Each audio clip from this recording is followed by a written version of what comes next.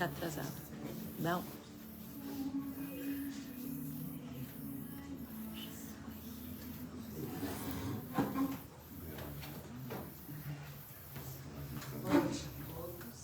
Boa noite. Sejam todos muito bem-vindos. Estamos hoje no último dia, última noite da 12ª Semana Espírita de Evolução, com o título, a sugestão sobre Paulo de Tarso e a vivenciador cristianismo. Aqueles que puderem acompanhar todas as noites, tenho certeza que foi muito, muito bom. E aos que não pudemos, também está sendo muito bom. Quem veio só aqui ontem, e agora hoje, nosso irmão Rodolfo, da Sociedade Espírita Allan Kardec de Capão. Seja bem-vindo, irmão. Hoje a temática seria Paulo, de perseguidor de Jesus a seu defensor, sendo que o irmão pode diletar, variar a sua vontade dentro do tempo. Então sejam bem-vindos mais uma vez. Vamos aproveitar que nosso irmão é muito bem preparado. Paulo é bem preparado. Boa noite, pessoal. Boa noite. Então, muito bom estarmos aqui, né, para refletirmos o Evangelho de Jesus, a doutrina espírita, e esse tema tão interessante que é a história de Paulo de Tarso, do apóstolo Paulo, ou de São Paulo, né, como nós também denominamos ele por meio dos nossos irmãos de outras religiões, apesar que no Evangelho segundo o Espiritismo está lá, né, o Evangelho segundo o Espiritismo está lá, a necessidade da caridade segundo São Paulo. E aí nós conversávamos agora daquela carta aos Coríntios, muito bonita, que virou até música, inclusive, né? É uma verdadeira poesia sobre a caridade, sobre o amor, né? Ainda que eu falasse a língua dos homens, ainda que eu falasse a língua dos anjos. E é interessante porque o Paulo falava vários idiomas, né, Carlos? A gente vinha conversando no carro com os meus companheiros aí de viagem espírita. Então a gente vinha conversando no carro um pouco assim sobre essa história tão importante para todos nós cristãos que somos ou que estamos tentando ser, que é a história do Paulo de Tarso. Poucas figuras têm uma história tão impressionante como a dele, né? Que, como o próprio título ali do nosso tema, né, da nossa reflexão, diz, de perseguidor dos cristãos a defensor, né, dos maiores ou o maior defensor do Cristo. Como que aconteceu essa jornada? E aí, como muitos aqui conhecem, até por meio do livro Paulo Estevão, que é aí um best-seller, né, uma grande obra muito vendida entre nós espíritas e até entre os não espíritas, porque é um grande romance, né, a história de Paulo Estevão. Como muitos conhecem, especialmente aquele momento da estrada de Damasco, né? Que vinha Paulo ali no seu cavalo e de repente aconteceu esse momento de encontro direto com Jesus. Olha que coisa impressionante, né? Imagina se nós também nos encontrássemos assim, cara a cara, frente a frente com Jesus. Como nós, né, estaríamos ali.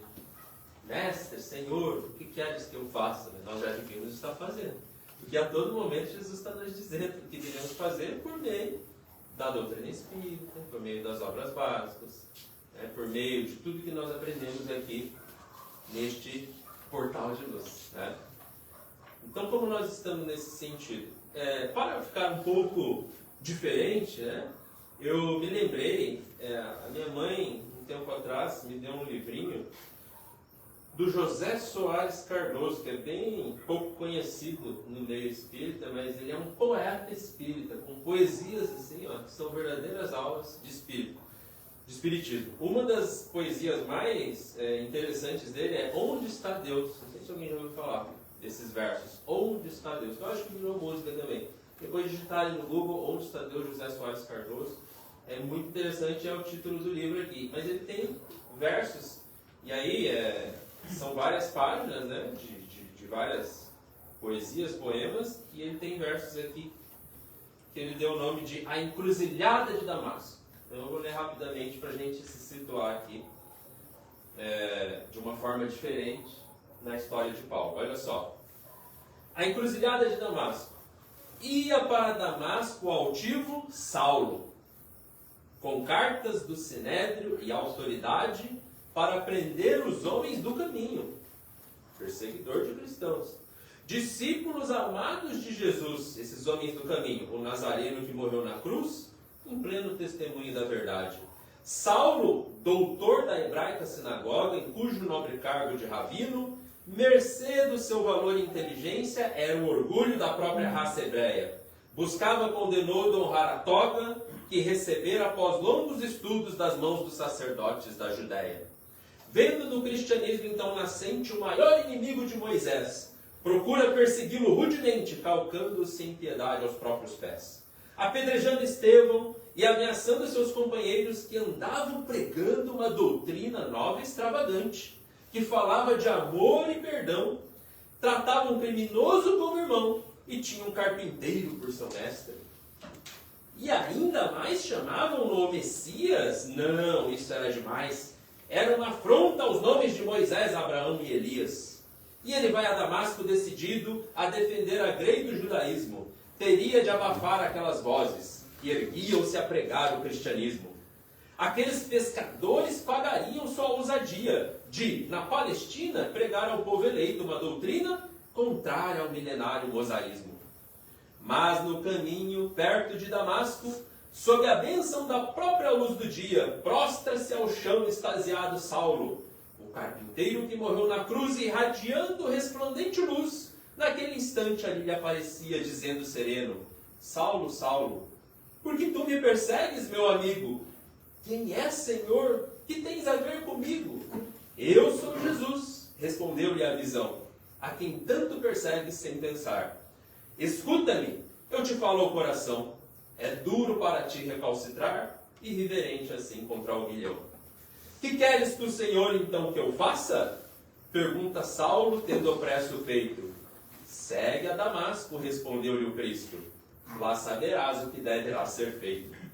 Sentindo que vibrar em seu espírito a clarinada augusta da verdade, naquele instante transformou-se Saulo, a quem Jesus chamou vaso escolhido, no pregador brilhante e destemido, que veneramos hoje como Paulo, o grande apóstolo do Cristo. Então, aqui já nos conta bastante da historinha, né? Do nosso Paulo, que antes era Saulo. E é interessante essa mudança de nome, porque Saulo era esse doutor da lei. E Paulo, então, doutor da lei, naquela época, né? Era um cargo muito alto na sociedade. Era o maior cargo da sociedade. Então ele era grande perante os homens, perante o mundo daquela época. E Paulo significa o quê? O pequeno, o humilde. Então Paulo se apequena para se tornar grande espiritualmente falando. E isso já nos diz muita coisa, né? De como nós precisamos também, muitas vezes, nos apequenar para estar mais próximo de Jesus e para estar mais próximo das grandes verdades espirituais que não estão nas grandiosidades do mundo. Porque quando ele estava lá no caminho de Damasco, o que aconteceu? Ele caiu do cavalo. Aí até uma hora eu quero pesquisar se essa expressão fulano caiu do cavalo, se não vem daí. Eu acho que vem, né? Porque o que acontece? Essa simbologia é muito forte. Ele estava ali se sentindo todo poderoso, achando que ele estava com toda a razão, né? com toda a autoridade, né? Para até mesmo exterminar seus próprios irmãos. E aí ele cai do cavalo. Então ele precisa cair desse cavalo. E assim somos nós. Muitas vezes nós precisamos cair do nosso cavalo. Do cavalo do nosso orgulho, do cavalo do nosso materialismo, daquilo que a gente ainda se apoia nas situações do mundo. Então qual é o nosso cavalo? Que a gente está precisando cair um pouco dele para poder ter um encontro com Jesus. Porque a gente acha que Jesus vai vir assim, né? Numa situação de muito recurso, né, um trono. E Jesus estava ali, pessoal, na humildade, para com todos, entre prostitutas, entre gente de má vida, entre cobradores de impostos, até os próprios seguidores do Cristo falavam: poxa, Jesus, mas até ele, a gente vai sim, ele também é teu irmão. Né? Então essa é uma grande lição que Paulo vem nos dar. Ele, como sendo, depois desse grande divulgador, ele vai dizer assim: olha, Jesus é universal. A doutrina espírita, os conceitos espíritas, os conceitos do Evangelho, é para todos, é universal. Não é para a gente se encaixotar, ou para a gente se dividir, ou para a gente se agrupar. Não, é para a gente espalhar. A luz está aí para ser espalhada, para ser irradiada. Imagina essas lâmpadas aí, ó, que estão irradiando a luz, se elas fossem colocadas numa caixinha, embalada, elas não estariam cumprindo o seu papel.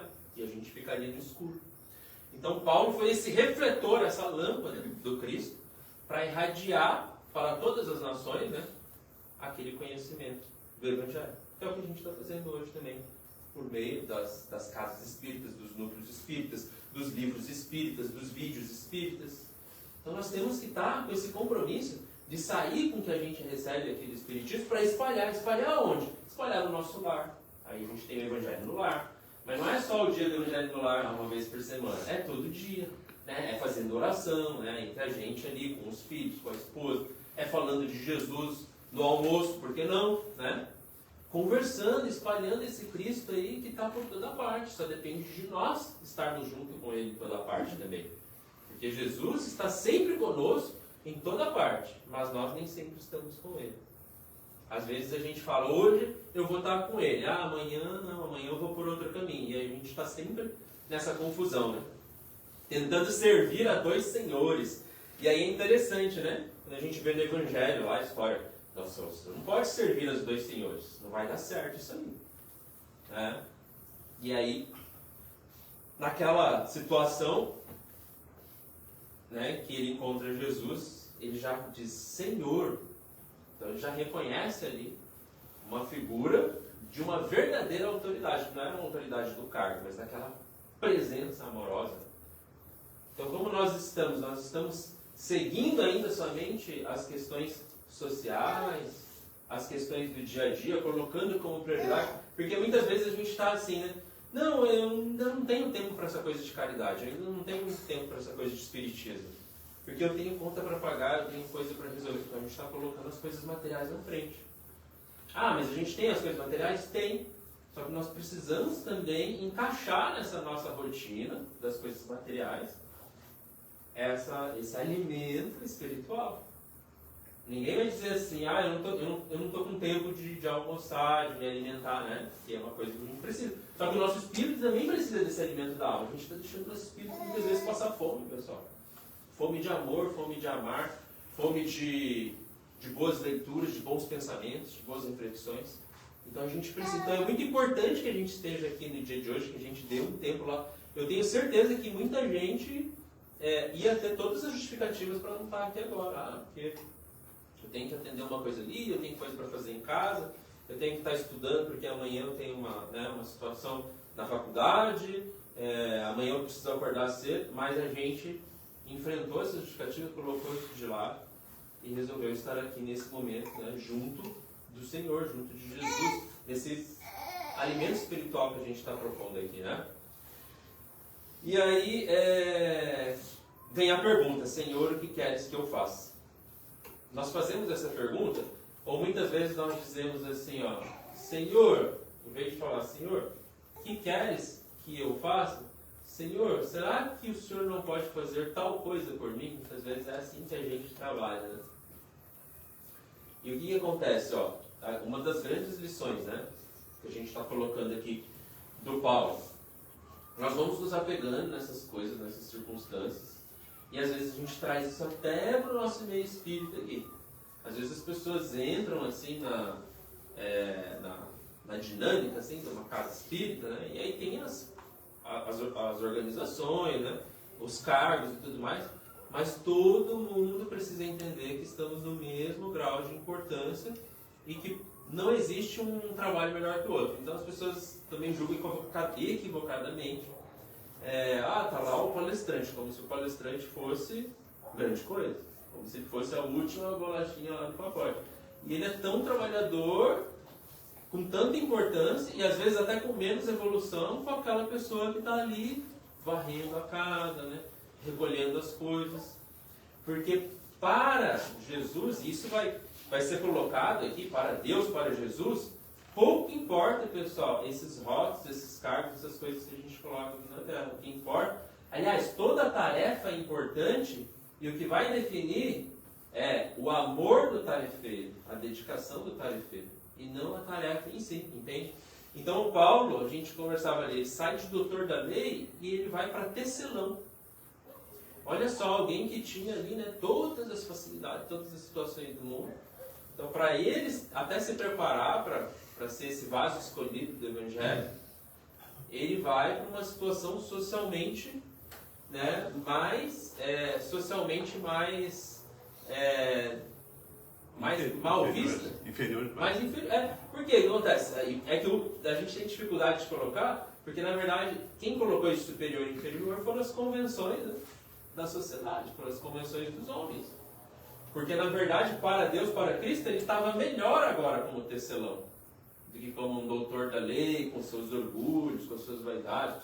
Apesar que aquilo ali também fez parte do processo dele, né? Porque ele estudou bastante, então ele tinha todo um conhecimento que foi aproveitado depois. Mas no final das contas, a gente não pode se apegar nessas coisas, né? A gente tem que estar apto aqui a ser útil, a servir. E Jesus mostra isso muito claramente naquela passagem que ele lava os pés. O lavar os pés era um trabalho do escravo da época, né? Então Jesus estava ali, vocês estão dizendo que eu sou o rei, eu sou o governador.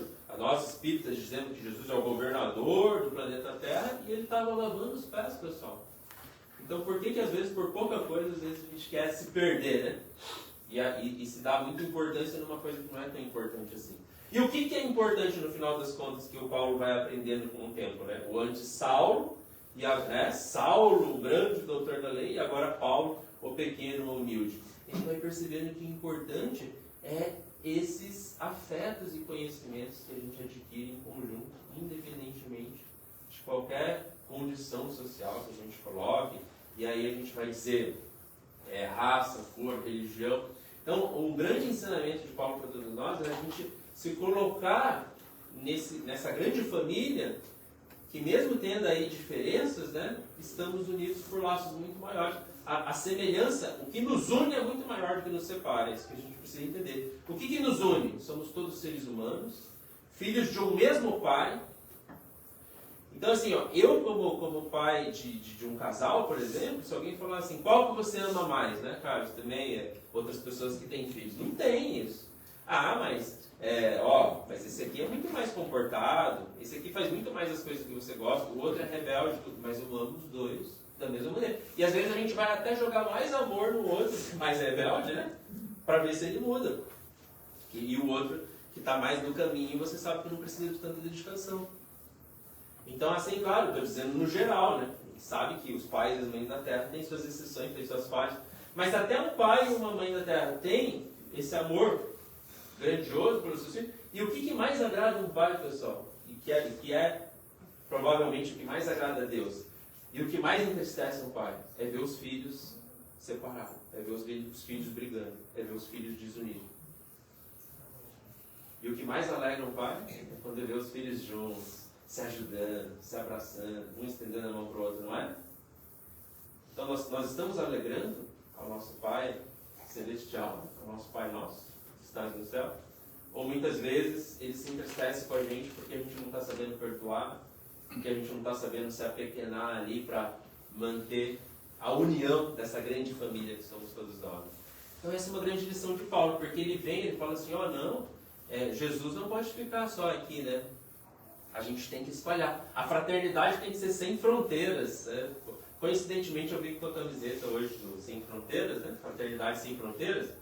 E olha que legal, pessoal, a gente está no mês do Setembro Amarelo, que é aquela campanha de prevenção do suicídio, da valorização da vida e tudo mais.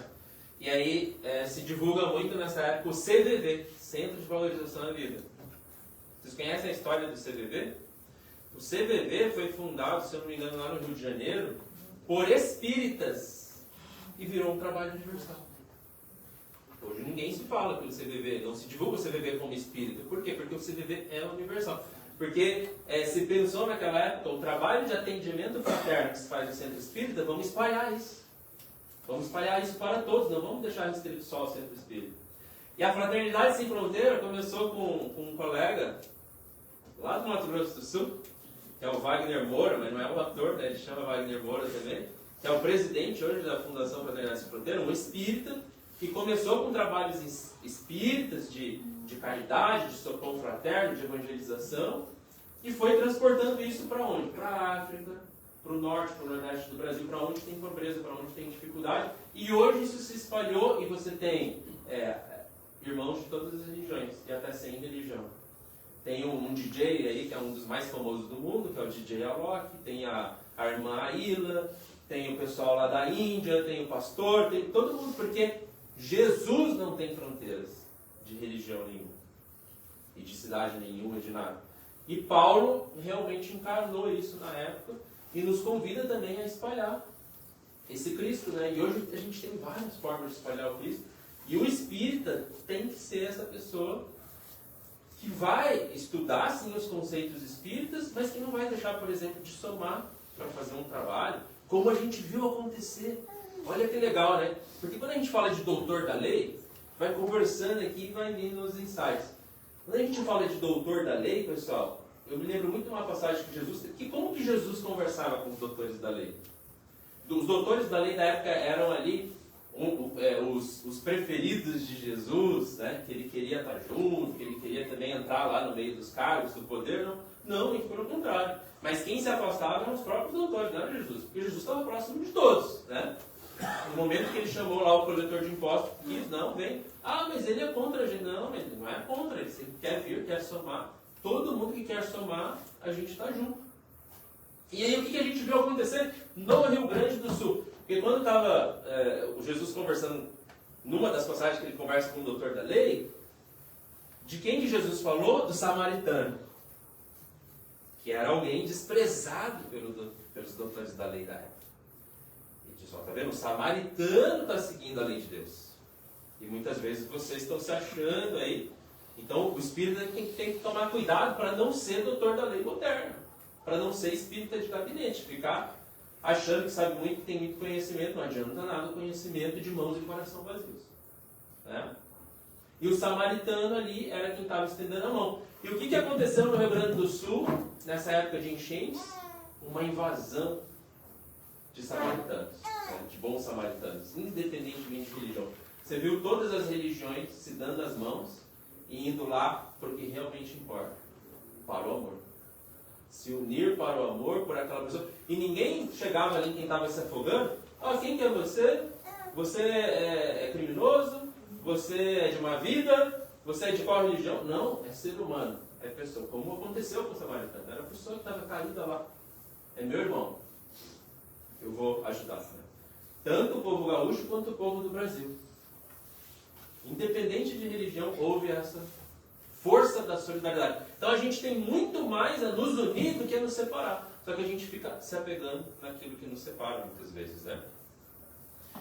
E para tanto, né, para desconstruir isso, porque Paulo tinha aquela coisa, não, mas a gente é um povo escolhido. Os outros têm que se curvar a nós, né? Por isso que ele tem que se apequenar. E aí ele vai para o deserto. O que é ir para o deserto, né? É a gente se recolher. Então, hoje eu vou chegar em casa lá de noite, né? Depois de um dia de trabalho, alguma coisa, vou me recolher no meu deserto dos meus pensamentos, dos meus sentimentos, ver como é que foi o dia, o que eu estou fazendo, o que eu posso melhorar, ler uma página, acordar, deixar um pouco as distrações de lado, né? Porque aqui está o mundo, aqui, né? Com um monte de distração, com um monte de coisa, e voltar aqui para esse mundo aqui, ó. É esse mundo aqui que muitas vezes está um verdadeiro deserto e que realmente importa.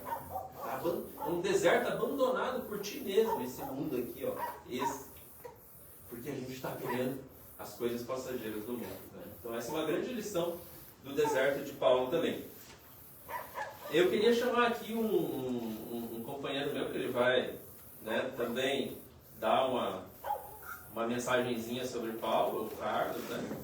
E ele também fica convidado aí a estar fazendo as palestras aqui no Portal da Luz. Depois eu já estou fazendo aqui a colocação dele, depois eu vou passar. Depois eu vou passar o contato dele. Porque a gente vinha conversando no carro, assim, eu falei, de repente essa tua palavra aqui fica legal aqui, para não ficar só eu falando, né? Para o palestrante não monopolizar demais o assunto. Então ele já veio com o livro Paulo Estevão na mão ali, e aí ele vai dar uma mensagenzinha aqui e depois eu entro para a gente encerrar a nossa reflexão, né? E o Carlos aqui, ó, é uma pessoa que é um pouquinho mais velho que eu, só, não é muito, né? E ele é um cara que tem uma estrada né, de um bom espírito, que eu também pretendo chegar nesse ponto, que ele construiu a família dele nos valores, é um pedreiro de mão cheia, e não só das coisas materiais, mas também nessa construção aí de uma família, de bons valores, de uma história bonita de vida, né, Carlos? Obrigado. Boa noite. Chico, ouvindo isso, né, uma vez, que ele era uma pessoa boa mesmo, né, mas alguém comentava, Chico, mas como tu é caridoso, como tu é bom, né, como tu faz as coisas pro bem, né, e ajuda muita gente. E ele, como resposta, falou que eu queria ser essa pessoa que tu está falando. Então, a gente quer ser essa pessoa que o Rodolfo está falando, mas a gente está no caminho. E quando a gente está no caminho, já é importante, né, gente? Quando a gente já percebe que a gente fez algo errado e que podia fazer de uma outra forma, já é que a gente já está melhorando. Esse é o espírita, né? Então a gente sabe que a gente ainda vai cometer muitos erros, né? E vai cair muitas vezes do cavalo, como o Rodolfo estava falando aqui, né? Mas que a gente vai melhorar, que a gente persista, né? Não desista. Às vezes a gente fica um pouco melancólico e a gente fica pensando, eu não sou desse mundo, né? O que eu estou fazendo aqui? Né? Mas o que eu digo é assim, que a gente tem que pensar diferente, a gente tem que aproveitar os momentos que a gente está aqui e aprender o que a gente puder aprender, né? E praticar a caridade que a gente pode praticar. Às vezes eu não tenho muito, mas às vezes não é muito que a outra pessoa está precisando. Às vezes é um sorriso, é uma palavra, é um bom dia, uma boa tarde, como é que tu está? Está precisando de alguma coisa? Que a gente vinha falando, não sei se acontece aqui, mas na nossa casa espírita acontece muito. Às vezes a pessoa não vem mais na casa espírita e ninguém é capaz de pegar um telefone e ligar, fulano, como é que tu está? Está precisando de ajuda? A gente está aqui contigo, né? Se tu precisar, pode contar com nós. Isso é muito importante. Eu sei que eu estou falando para mim mesmo. Eu já tive uma situação assim, que até hoje eu não fui visitar essa pessoa. Meu Deus, como é difícil, né? E sei que eu errei nisso aí. Eu vou tentar pedir perdão, mas não sei se ela vai me perdoar. Mas eu sei que eu fui errado nisso. Mas a gente sempre tem chance de se melhorar e de recomeçar. Mas assim, falando do livro Paulo Estevão, que obra maravilhosa, né, gente? Meu Deus, eu chorei o tempo todo quando eu li essa história, né? E eu estava sempre ansioso para chegar ao fim, né? O que vai ser esse desfecho dessa história de Paulo Estevão? E quando a gente se fala de trajetória luminosa, outro dia eu falei sobre Joana de Ângeles, que espírito bacana também, e a trajetória luminosa dela, as pessoas acham que é fácil. Trajetória luminosa, tudo bem, né? A pessoa foi feliz ali, teve sucesso, mas não, é no sacrifício, no dia a dia, ali na luta, né? Nas provas. Ele vinha falando do Rodolfo, Joana de Ângeles como Joana de Cusa, lá com Jesus. Ela foi queimada com o filho dela. E o Rodolfo falou, não, acho que essa prova aí eu não ia vencer, eu acho que eu ia jurar Jesus. E ela disse, não vou jurar Jesus. Né? Ele fez tanto, demonstrou tanta fé, morreu na cruz por nós, nos trouxe tantas lições, né? que a vida continua. Então vamos enfrentar, filhos. E realmente eles foram queimados, né? E aí foi, né? Em outras encarnações também, como Clara de Assis, também muito sacrifício em prol dos mais necessitados, pobres, né? Obrigado, ter um professor aqui, é um privilégio, né? Então, a coisa é assim, gente. Então, não é fácil a gente se iluminar, mas a gente consegue. Na prática do bem, né? Visitando aquelas pessoas que estão doentes no hospital, ou nas clínicas de dependentes químicos, nas casas de idosos, né, Mari? Até posso fazer uma propagandazinha aqui. A gente tem um grupo que se chama Semente do Bem, do qual o meu amigo aqui é um dos mentores, né, que criou, dentro do Centro Espírita, para que a gente não ficasse só aqui, dentro do grupo, mas que a gente se expandisse para fora, também praticar a caridade fora daqui. Né? E seria essa a tua ideia. Mas graças a Deus que o Centro Espírita, ele não acolheu muito, né, Rodolfo? E aí nós temos a liberdade de fazer o que nós quisermos e convidar pessoas que também não são espíritas a participar do grupo e que a gente leva essa caridade. E eu sempre falo assim, às vezes a gente acha que nós somos ajudados, né? Nós vamos ajudar, mas na verdade é nós que recebemos. A gente sai de lá tão bem, sabe? Tão bem assim, com a alma lavada, pode-se dizer assim, né? Da caridade praticada, daquela convivência, com aquela hora que a gente passa com aqueles irmãos ali, que muitas vezes não recebem nem a visita dos parentes, né? Dos filhos, muitas vezes abandonado ali no asilo, e a gente, graças a Deus, a gente leva aquele carinho, aquele abraço, o Rodolfo leva o violão, e até da dança, gente, até o pessoal dança, né? Então é alegria também, né? A gente deve ser alegre também, né? Mas voltando a falar se o Rodolfo deixar, eu vou comprar a palestra dele, hein? Mas voltando a falar do Paulo Estevão, né? Uma pergunta assim, ó, todo o livro, o que se resume a história de Paulo e Estevão? No que se resume? Alguém poderia?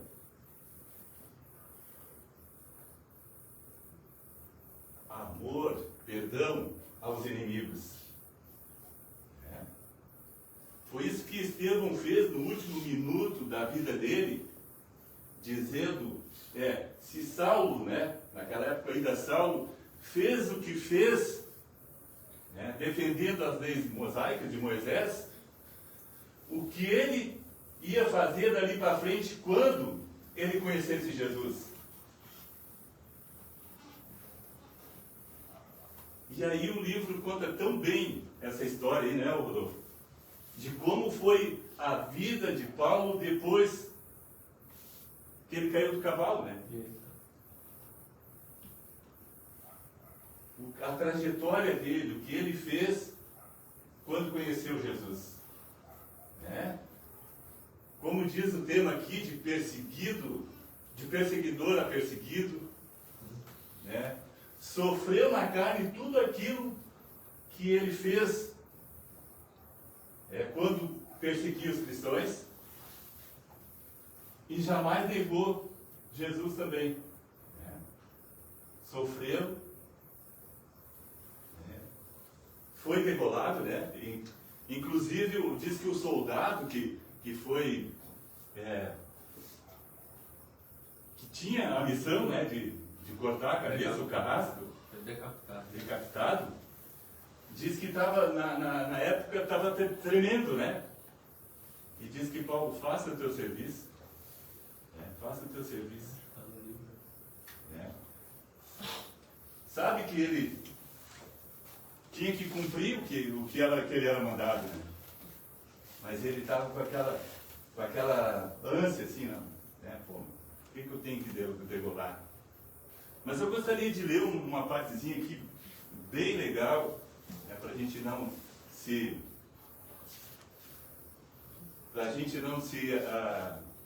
empolgar. Se empolgar, não incomodar muito, né? Porque o Rodolfo ainda vai acabar, mas é assim uma oração que Abigail sempre fazia com o irmão no lar dela, na casa dela, quando eles viviam junto lá com os pais e tudo. Então eles tinham por hábito muito fazer essa oração, que diz assim, deixa eu pegar mais uma luz aqui, que diz assim: Senhor Deus,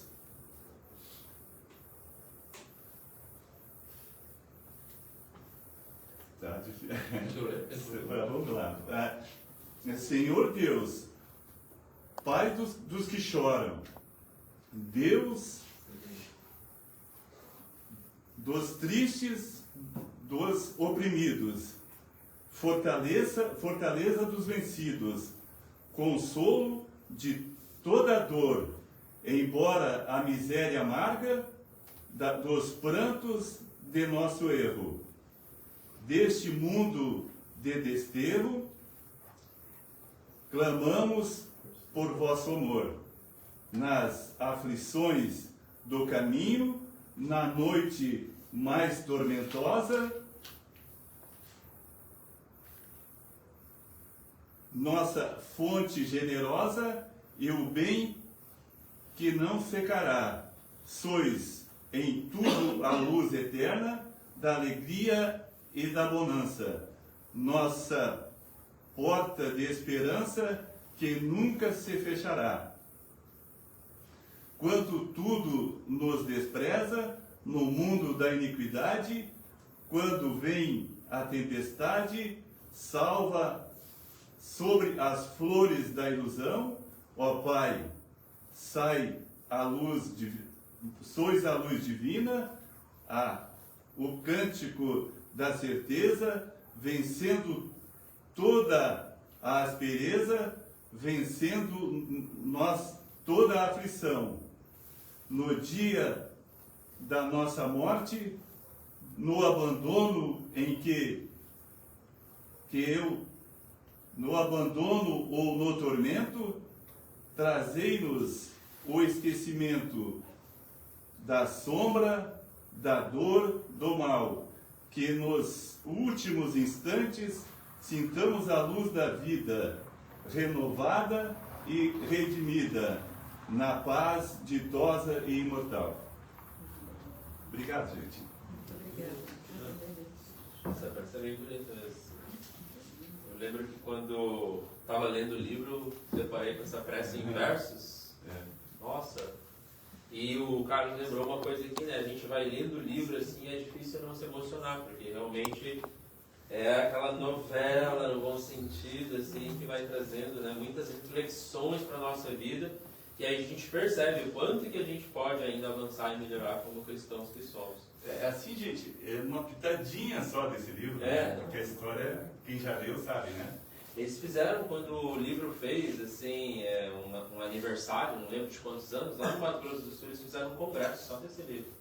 E tem muitas palestras no YouTube, enfim, disponíveis só sobre cartas de Paulo, né? O Carlos estava me falando também que tem um livro que é Paulo de Tarso e as Leis Morais.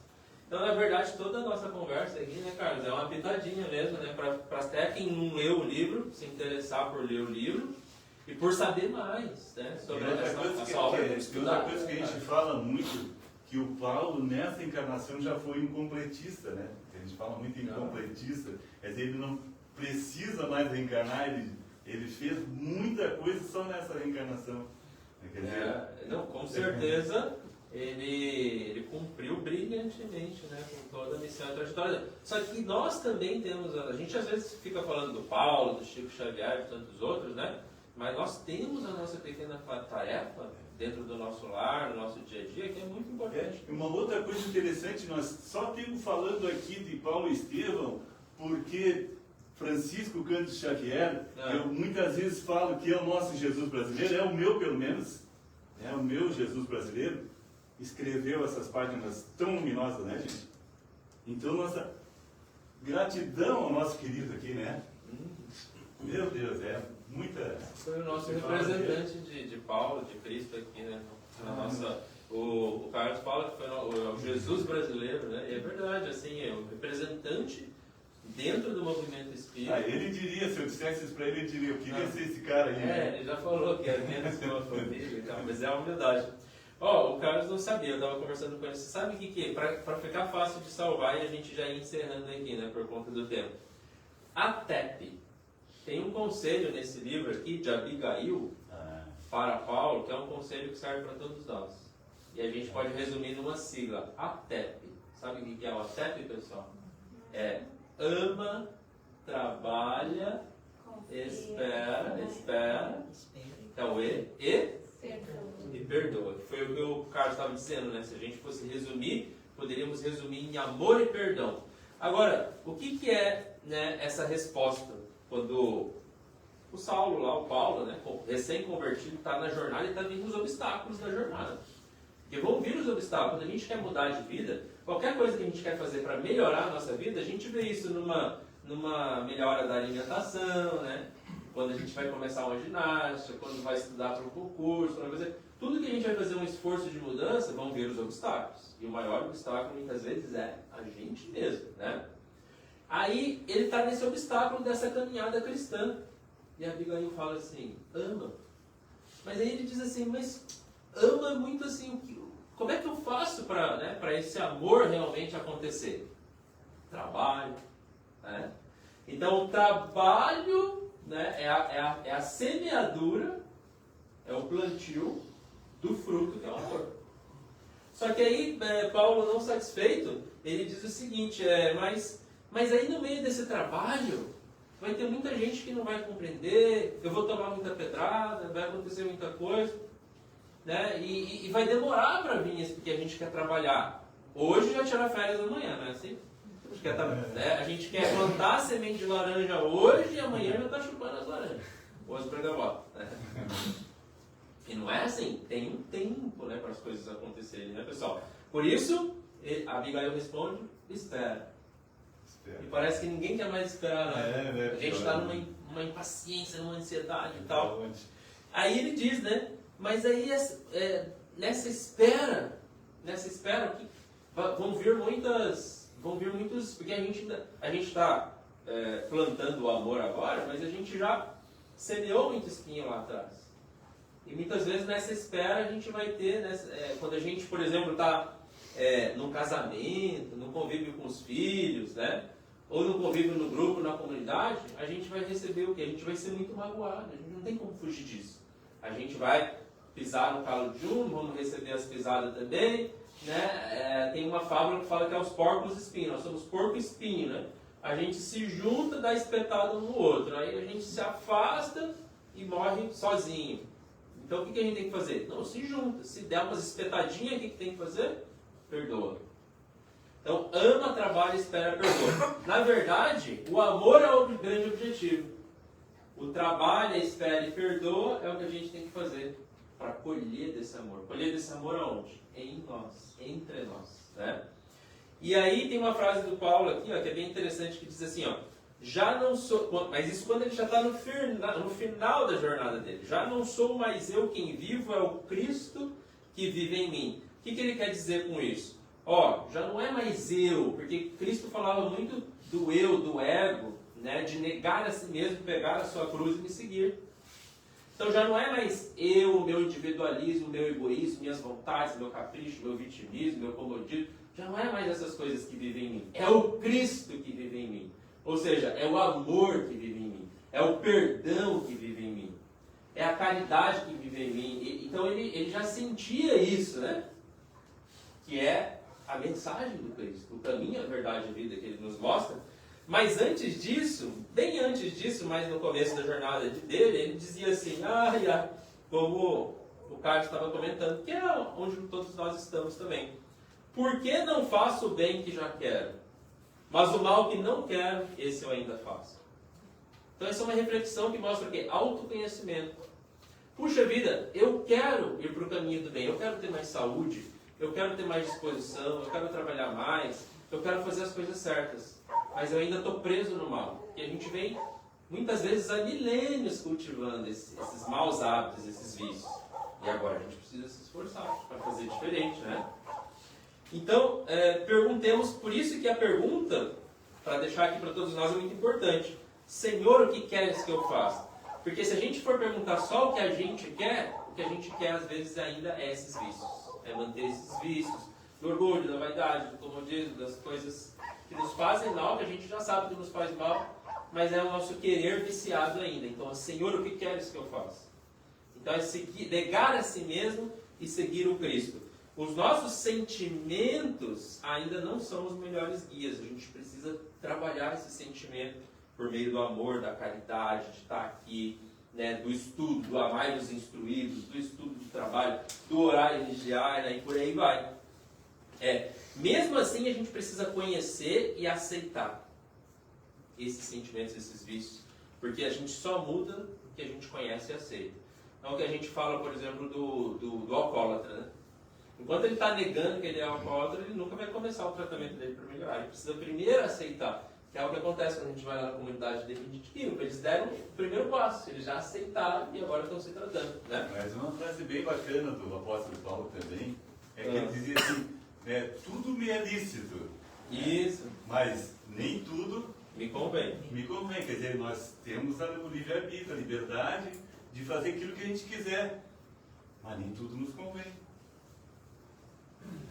Então esse é o grande recado, né, de amor para todos nós.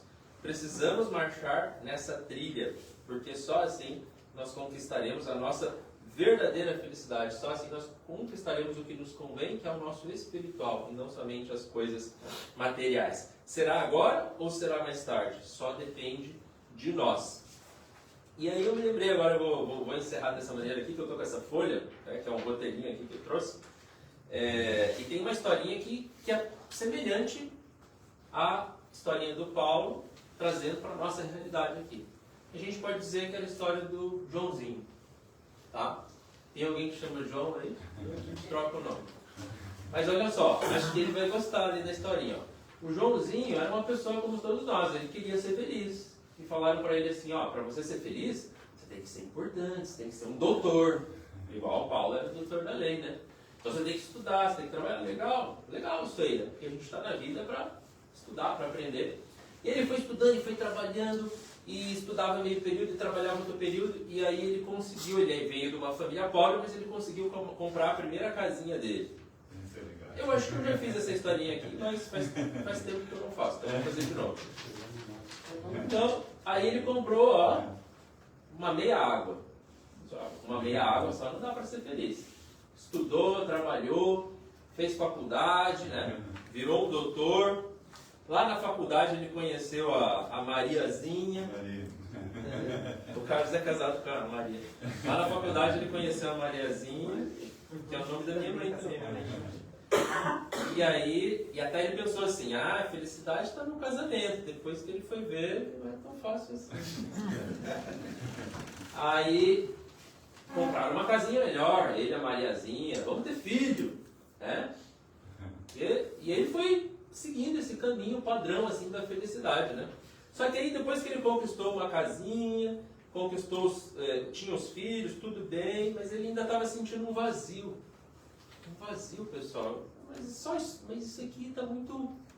E agora? O que vem depois disso? Aí ele comprou um carro, mas aí não podia ser feliz com um fusquinha qualquer, tinha que ser um carrão, e aí ele passava, faz de conta que isso aqui é um carro, tá?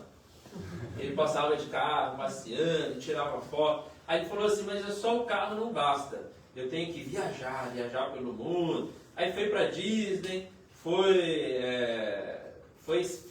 esquiar, tirava foto, postava nas redes sociais, sabe, essa coisa? E aí todo mundo olhava, olha lá como o Joãozinho é feliz, indo para cima e para baixo, tal, tem o mundo inteiro a seus pés, assim como o Paulo, né? Mas tinha um incômodo, era o aguilhão. Saulo, não recalcitreis contra o aguilhão. Ele tinha aquele incômodo, assim, pessoal, ele falava, mas eu ainda não estou feliz, tem que ter algo mais para preencher as nossas vidas, né? E aí, ele foi buscando isso, o quê? Nas coisas do mundo. E aí ele passou a se viciar primeiro, ele se viciou ali, nas telas, nas redes sociais, e ficava se exibindo, se comparando, aquele outro tem mais que eu vou ter mais, não sei o quê. Depois ele foi para o vício da bebida, depois ele foi para o vício nas drogas. E aquilo ele viu tudo desmoronando, tudo que ele tinha construído. Ó, já tinha problema na família. Então tudo foi se desmanchando, olha lá, pessoal. E ele foi sofrendo, né? Buscando o sentido da vida, já que a gente está falando de valorização da vida, só nas coisas materiais da vida. Olha aí. E aquilo ali, ó, era como o aguilhão. Igual o Paulo tinha, não recalcitrez contra o aguilhão. E que machucava, e que ele estava ali já desiludido, totalmente desiludido da vida, até que alguém chegou para o Joãozinho e disse assim: cara, vamos lá no Portal da Luz, que a gente vai conhecer uma proposta diferente de vida. E lá o Joãozinho entendeu, né? Que ele podia, sim, conquistar todas aquelas coisas materiais, mas que o verdadeiro sentido, o verdadeiro propósito da vida estava na mensagem de Jesus, né? E que nós vamos ter a nossa cruz para carregar, mas com Jesus o fardo é mais leve, e com Jesus nós nos fortalecemos para carregar todas as dores, para carregar a nossa cruz, e com Ele vencermos todos os desafios da vida e conquistarmos a verdadeira felicidade. Que Jesus nos abençoe. Obrigado, gente.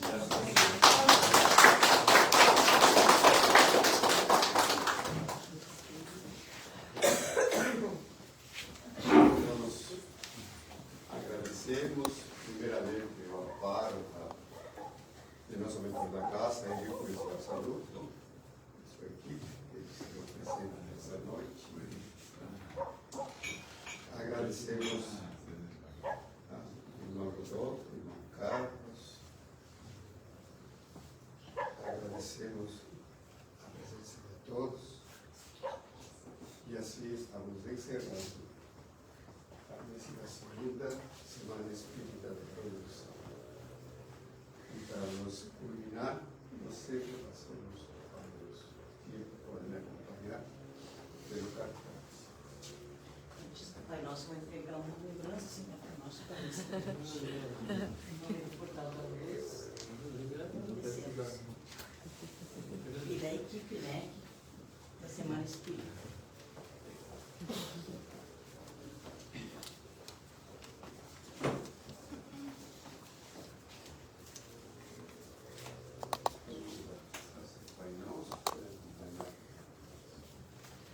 Pai nosso que estás nos céus, santificado seja o vosso nome, que o vosso reino venha chegue, que a vossa vontade seja sempre feita, assim na terra como no espaço, e em todos os lugares. Dai-nos hoje o pão do corpo e da alma, perdoai as nossas faltas, e dai-nos sublime sentimento de perdão para os que nos ofendem. Não nos deixeis sucumbir às tentações da terra, e dos maus espíritos, e enviai-nos, Senhor,